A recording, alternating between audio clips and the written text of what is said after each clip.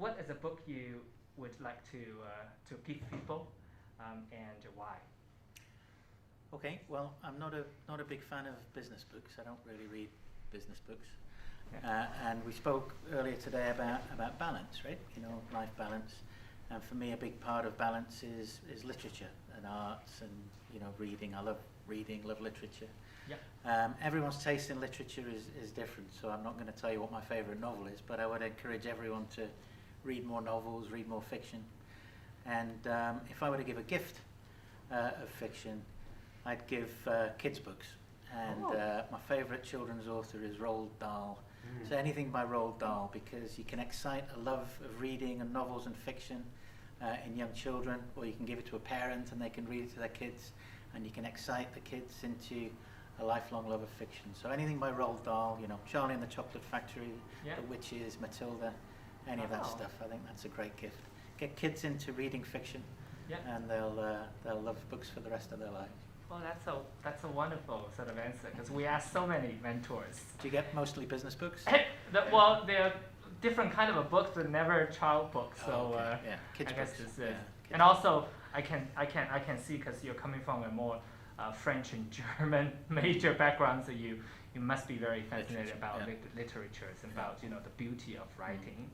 Thank you. What is one of the best and most worthwhile investments you've ever done? It could be money, it could be time, energies. I'll talk about an investment of time. So when we moved to Xiamen in around 2005, we had kids who were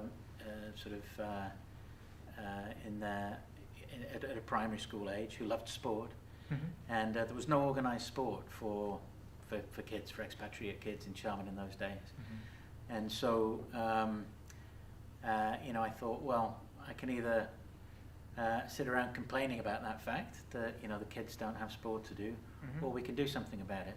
So we decided to do something about it, and with a crowd of friends we set up a sports organisation in Xiamen, which we funded ourselves, which ended up coaching baseball, football, rugby, grew into quite a large organisation. It's still there, operational today, with hundreds of kids getting coached week in, week out. It also organises baseball tournaments, a big rugby tournament once a year in Xiamen, which has become quite a big event. It was a small investment of money. It was a huge investment of time. But it's something I'm especially proud of in my life, because I could have sat there complaining about the fact there was no sport for my kids. But instead of that, I thought, no, let's do something about it and find a group of like-minded individuals and really make a difference. And that's now providing coaching to hundreds of other kids as well. Oh wow, it's still going on in Xiamen. Oh yeah. Oh wow.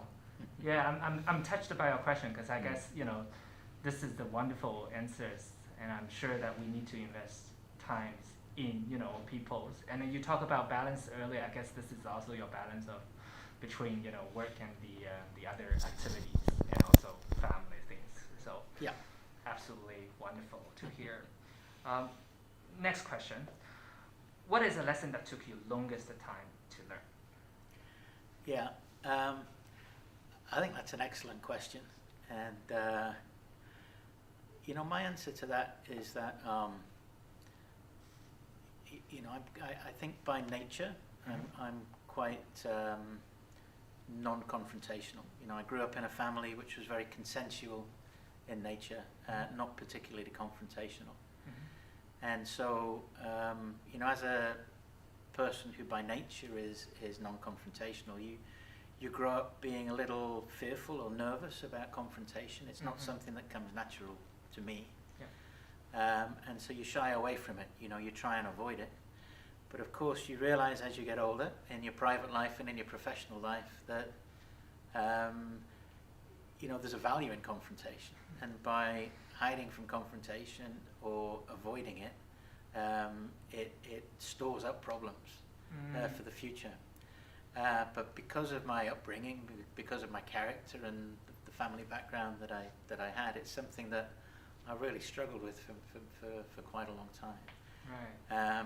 But by forcing yourself to engage in confrontation when it's necessary. You know, bring things to the fore. If you need to have a fight, have a fight.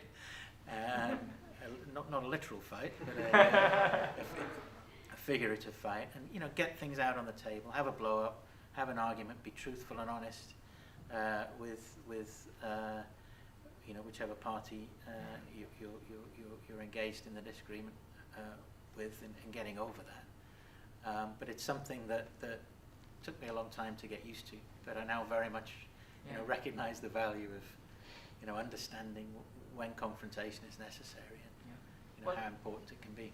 Yeah, well, thank you for being so authentic. I guess this is in Chinese we'll call 原生家庭, right? It's like, you know, yourself in the sort of early age, and you have to overcome yourself.